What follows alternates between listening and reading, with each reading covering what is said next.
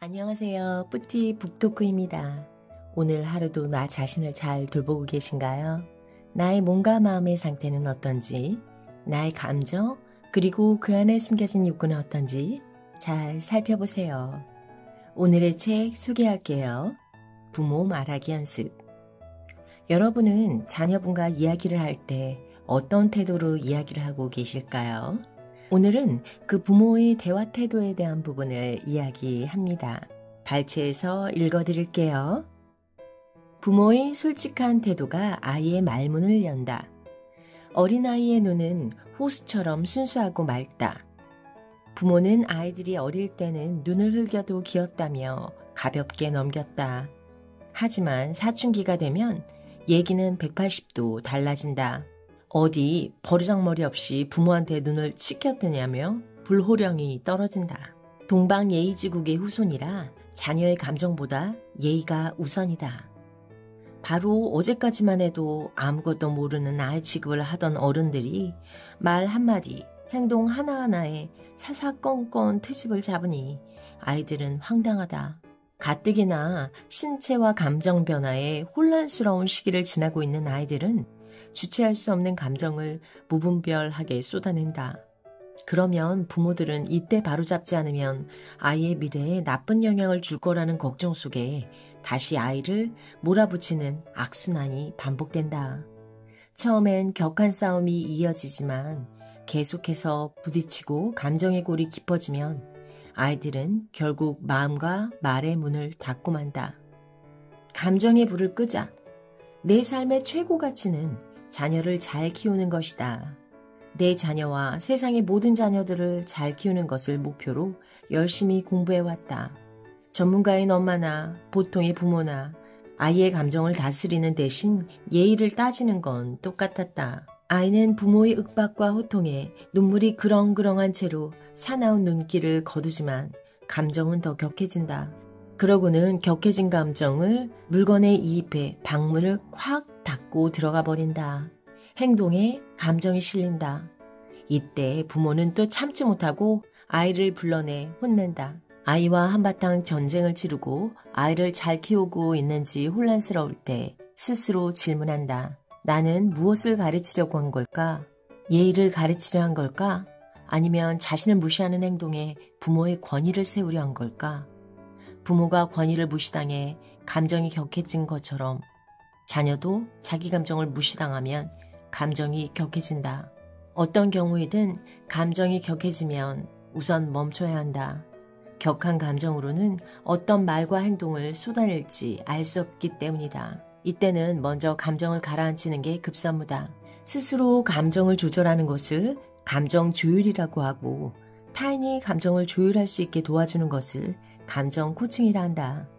감정 조율과 코칭은 부모 자녀 간의 관계를 무너뜨리지 않는 가장 빠르고 효과적인 훈육법으로 많은 연습과 훈련이 필요하다. 이유를 불문하고 서로 감정이 격해져 있으니 잠시 감정을 추스리고 이성을 찾고 대화하자며 물리적으로 격리해야 한다. 자녀는 자녀의 방으로, 부모는 자신의 공간에서 자기 감정을 살펴본다. 이 단계가 지나야 서로 감정을 조율하고 대화가 가능해진다. 감정을 조율하는 응급처치에서 유념할 것이 있다. 내가 아이의 감정을 다루는 것이 아니다. 부모인 내가 내 감정을 모르겠다고 스스로의 감정을 조율할 필요를 인지하는 것이다. 지금 나는 대화법. 사춘기 자녀에게 말문은 곧 마음의 문이다. 부정적 감정이 대화를 통해 빠져나올 수 있도록 말문을 열게 도와줘야 한다. 아이의 말문을 여는 방법은 나를 주어로 사용해 대화하는 것이다. 의식적으로 주어를 나로 사용하지 않으면 너를 주어로 말하게 된다. 이는 상대방의 행동 혹은 감정을 탓하는 방식의 대화가 될 가능성이 있어 다시 감정이 격해질 수 있다. 엄마와 자녀의 대화를 읽어드릴게요. 엄마는 내가 나를 노려볼 때 내 감정이 격해져 있구나 라는 마음보다 내가 어른인데 무시하는구나 라는 마음이 들어. 저는 무시한 거 아닌데요? 엄마가 그런 마음이 드는 건 꼰대라서 그래요. 엄마가 화났지만 차분하게 말할 때와 소리 지르고 화를 낼 때 어느 쪽이 내가 조금이라도 존중받는 느낌이 드니? 차분하게 말할 때요. 나도 그래. 내가 화난 이유를 말로 표현할 때는 존중받는 느낌이지만 노려보는 걸로 표현할 때는 엄마를 무시하는 느낌이 들어.